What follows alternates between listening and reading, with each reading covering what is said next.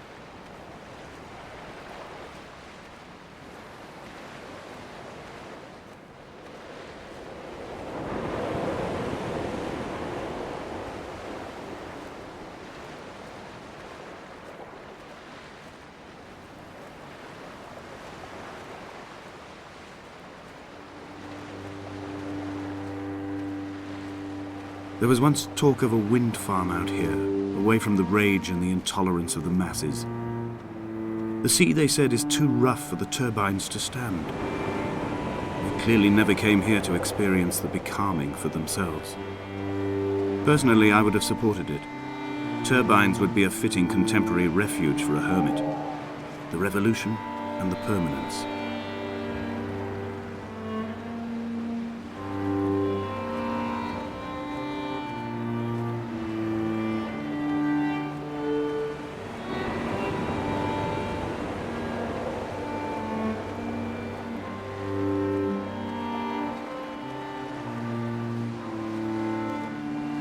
Dear Esther, I found myself to be as featureless as this ocean, as shallow and unoccupied as this bay, a listless wreck without identification.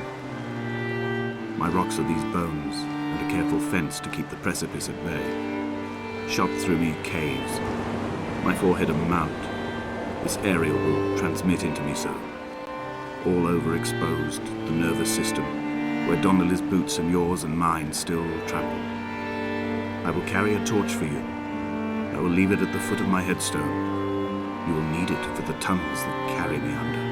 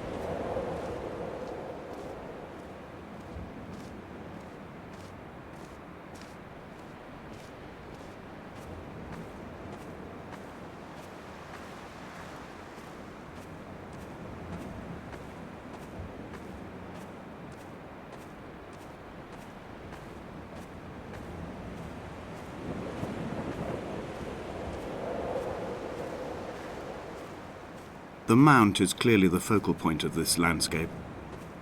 It almost appears so well placed as to be artificial. I find myself easily slipping into the delusional state of ascribing purpose, deliberate motive to everything here. Was this island formed during the moment of impact? When we were torn loose from our moorings, and the seatbelts cut motorway lanes into our chests and shoulders, did it first break surface then?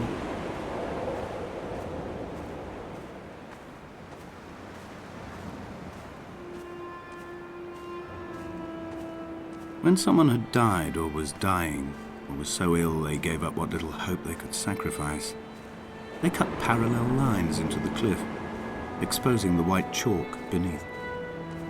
You could see them from the mainland or the fishing boat, and know to send aid or impose a cordon of protection, and wait a generation until whatever pestilence stalked the cliff paths died along with its hosts. My lines are just for this. Keep any would-be rescuers at bay. The infection is not simply of the flesh.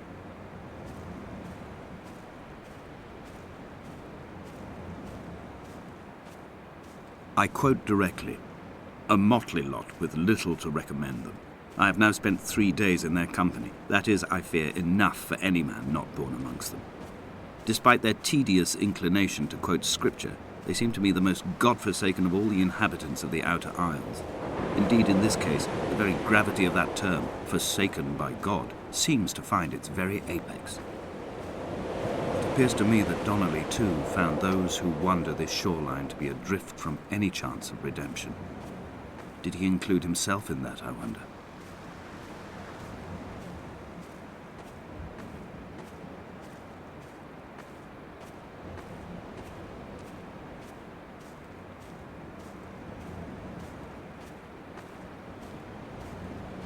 Dear Esther, I met Paul.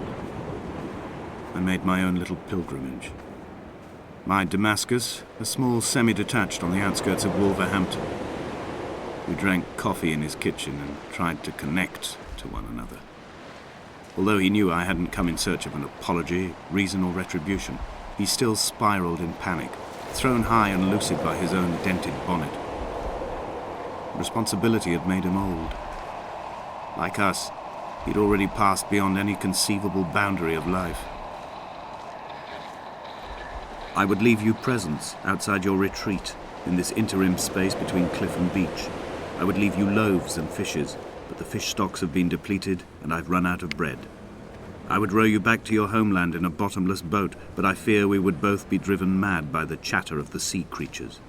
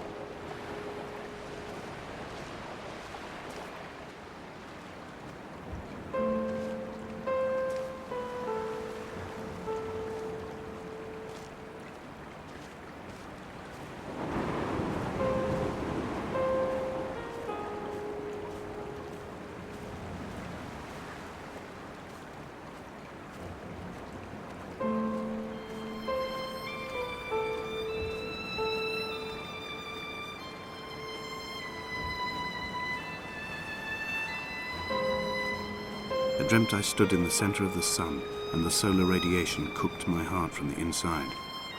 My teeth will curl, and my fingernails fall off into my pockets like loose change. If I could stomach, I'd eat, but all I seem capable of is salt water. Were the livestock still here, I could turn feral and gorge. I'm as emaciated as a body on a slab, opened up for a premature source of death. I've rowed to this island in a heart without a bottom, all the bacteria of my gut rising up to sing to me.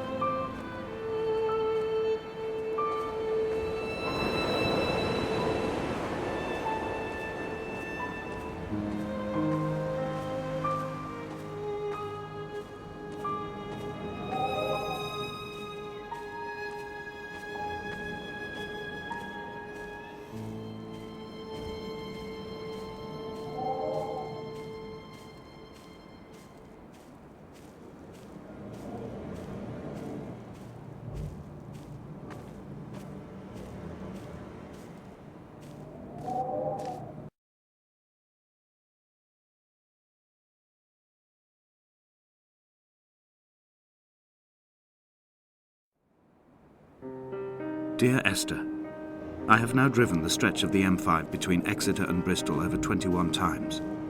But although I have all the reports and all the witnesses, and have cross-referenced them within a millimetre using my Ordnance Survey maps, I simply cannot find the location. You'd think there would be marks to serve as some evidence. It's somewhere between the turn-off for Sandford and the welcome brake services. But although I can always see it in my rear-view mirror, I have as yet been unable to pull ashore.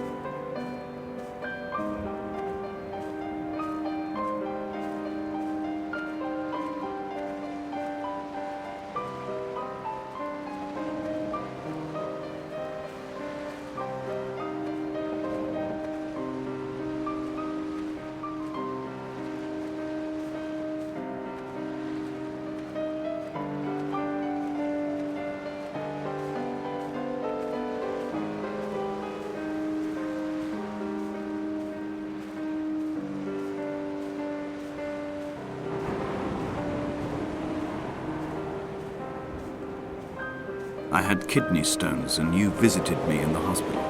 After the operation, when I was still half submerged in anaesthetic, your outline and your speech both blurred.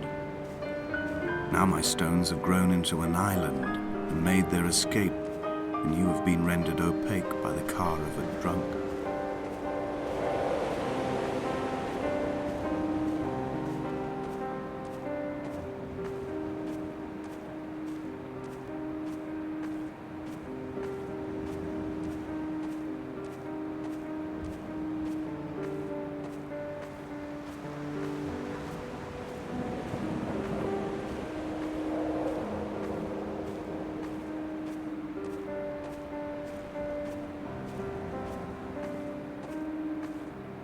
I've begun to climb, away from the sea and towards the centre. It is a straight line to the summit, where the evening begins to coil around the aerial and squeeze the signals into early silence. The bothy squats against the mount to avoid the gaze of the aerial. I too will creep under the island like an animal and approach it from the northern shore.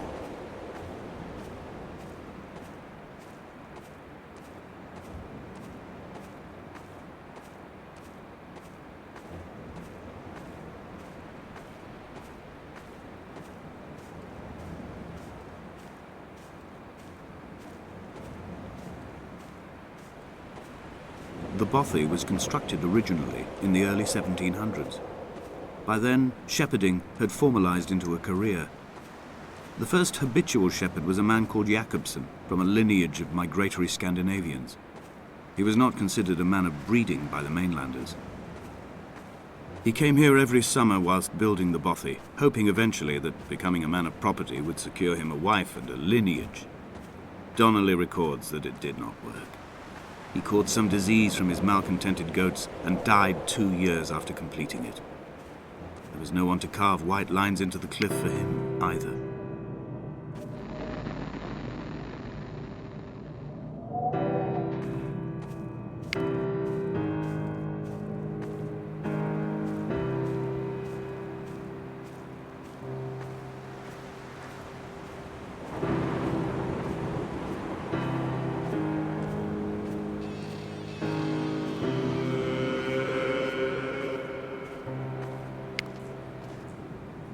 Three cormorants seen at dusk. They did not land. This house built of stone, built by a long-dead shepherd. Contents: my camp bed, a stove, a table, chairs, my clothes, my books. The caves that score out the belly of this island, leaving it famished. My limbs and belly famished.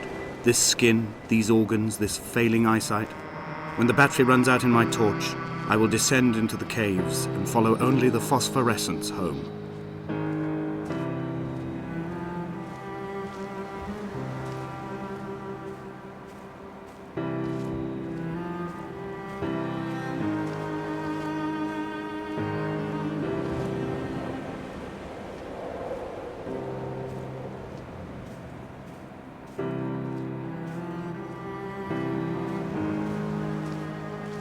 He left his body to the medical school and was duly opened out for a crowd of students 21 days after his passing.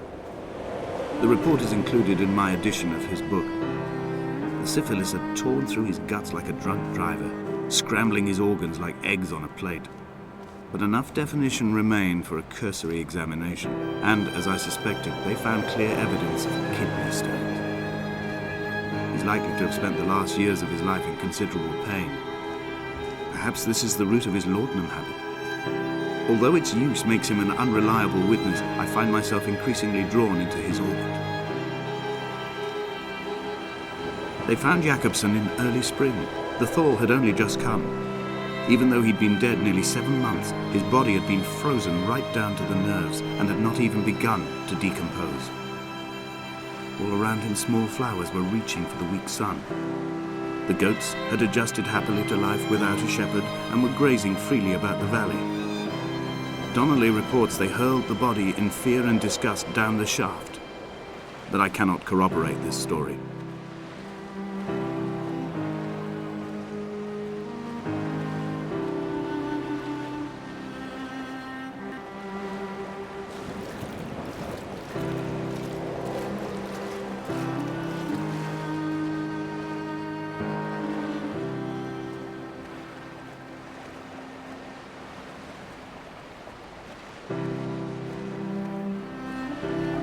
Climbing down to the caves, I slipped and fell and have injured my leg. I think the femur is broken. It is clearly infected. The skin has turned a bright, tight pink, and the pain is crashing in on waves, winter tides against my shoreline, drowning out the ache of my stones. I struggled back to the bothy to rest, but it has become clear that there is only one way this is likely to end.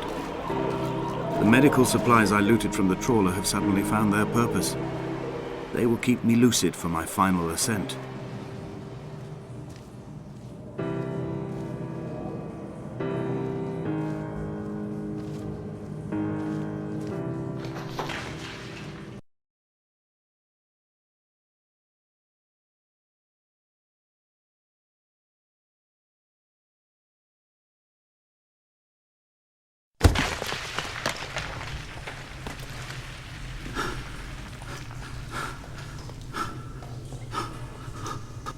Donnelly's addiction is my one true constant. Even though I wake in false dawns and find the landscape changing, flowing inconstantly through my tears, I know his reaching is always upon me.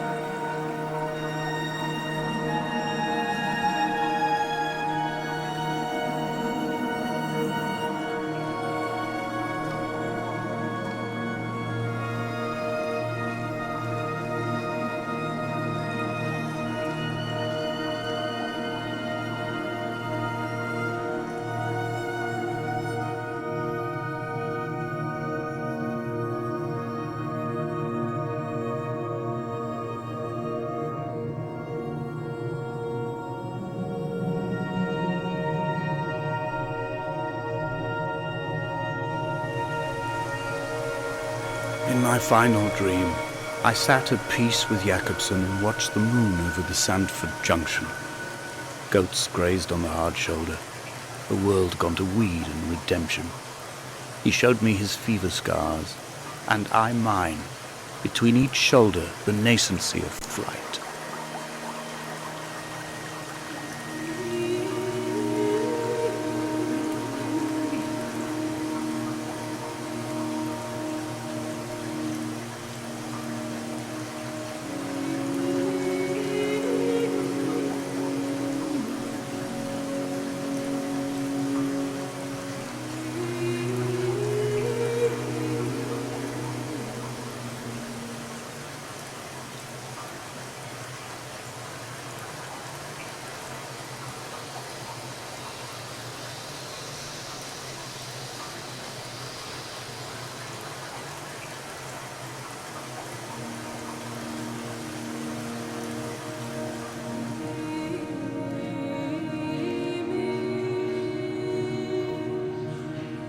I will hold the hand you offered to me, from the summit down to this well, into the dark waters where the small flowers creep for the sun. Headlights are reflected in your retinas, moonlit in the shadow of the crematorium chimney.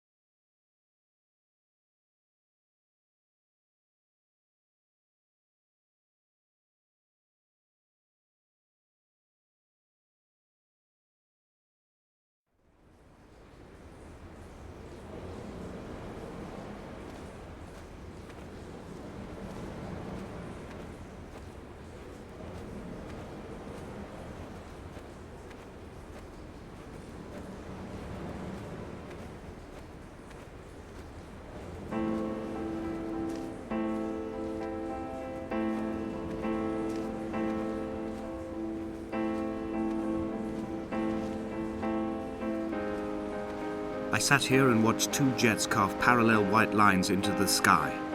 They charted their course, and I followed them for 21 minutes until they turned off near Sanford and were lost. If I were a gull, I would abandon my nest and join them. I would starve my brain of oxygen and suffer delusions of transcendence. I would tear the bottom from my boat and sail across the motorways until I reached this island once again.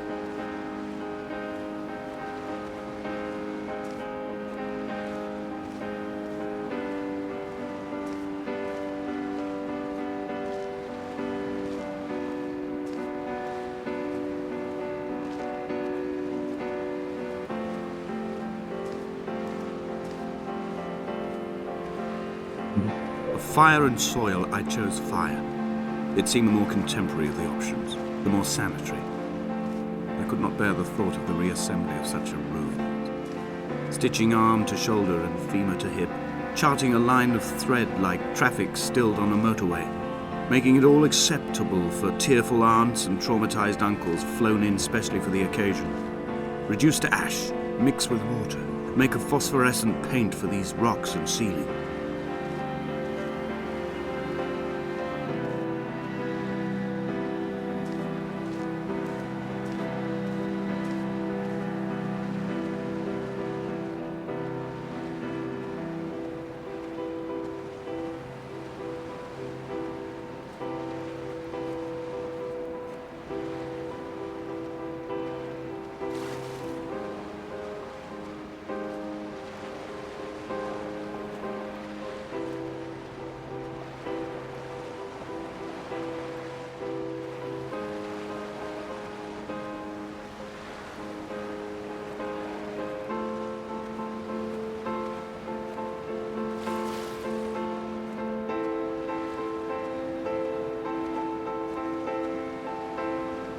There were chemical diagrams on the mug he gave me coffee in, sticky at the handle where his hands shook.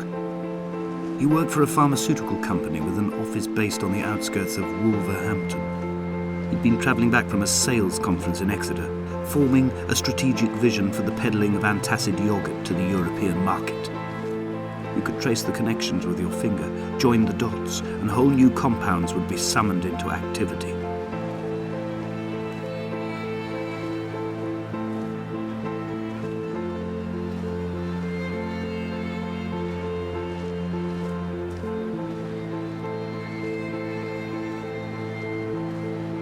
From here, I can see my armada. I collected all the letters I'd ever meant to send to you, if I'd have ever made it to the mainland, but had instead collected at the bottom of my rucksack, and I spread them out along the lost beach. Then I took each and every one, and I folded them into boats. I folded you into the creases, and then, as the sun was setting, I set the fleet to sail. Shattered into 21 pieces, I consigned you to the Atlantic, and I sat here until I'd watched all of you sink.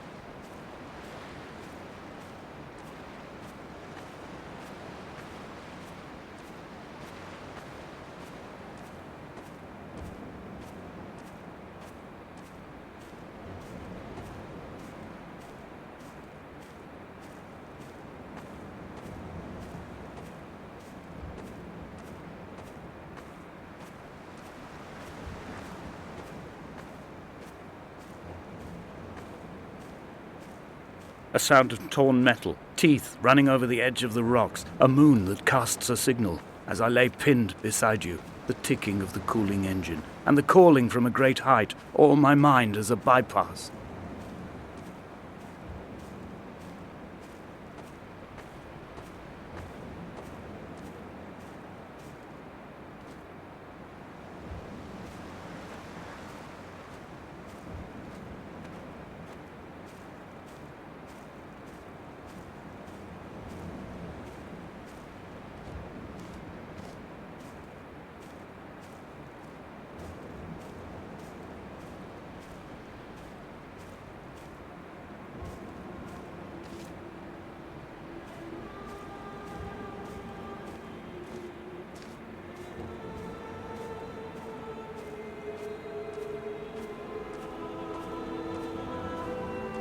I've begun my voyage in a paper boat without a bottom. I will fly to the moon in it. I've been folded along a crease in time, a weakness in the sheet of life. Now you've settled on the opposite side of the paper to me. I can see your traces in the ink that soaks through the fibre, the pulped vegetation. When we become waterlogged and the cage disintegrates, we will intermingle. When this paper aeroplane leaves the cliff edge and carves parallel vapor trails in the dark, we will come together.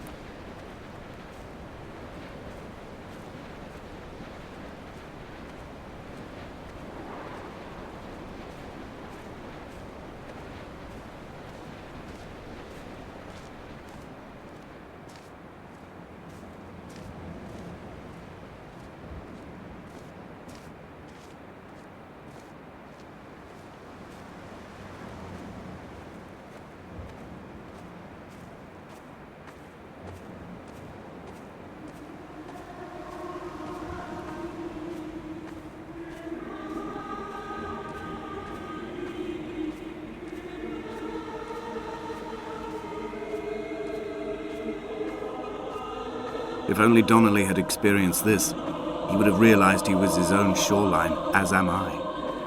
Just as I am becoming this island, so he became his syphilis, retreating into the burning synapses, the stones, the infection.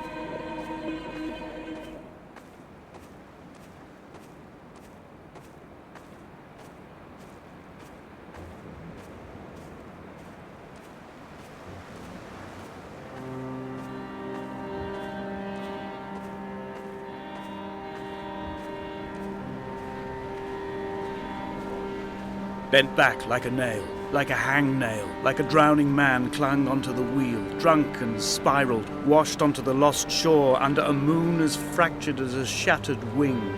We cleave, we are flight and suspended, these wretched painkillers, this forming constant. I will take flight, I will take flight.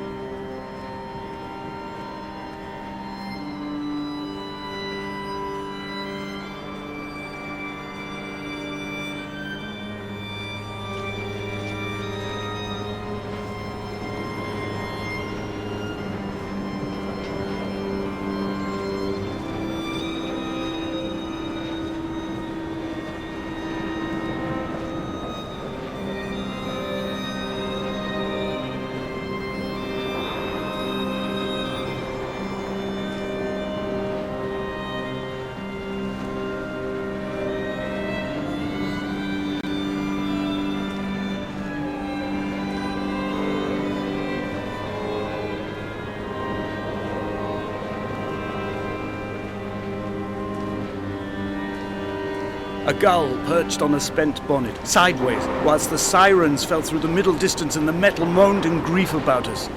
I'm about this night in walking, old bread and gull bones, old Donnelly at the bar gripping his drink, old Esther walking with our children, old Paul as ever, old Paul. He shakes and he shivers and he turns off his lights alone.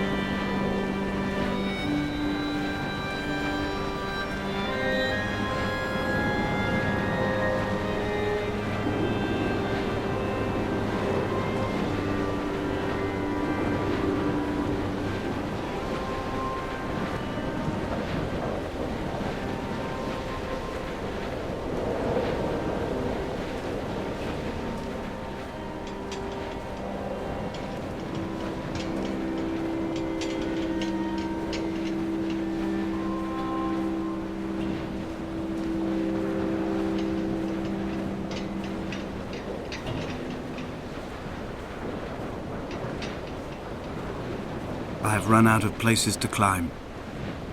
I will abandon this body and take to the air.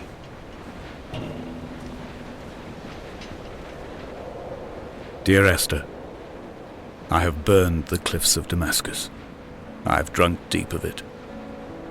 My heart is my leg and a black line etched on the paper all along this boat without a bottom. You are all the world like a nest to me. Eggs unbroken form like fossils, come together, send small black flowers to the air.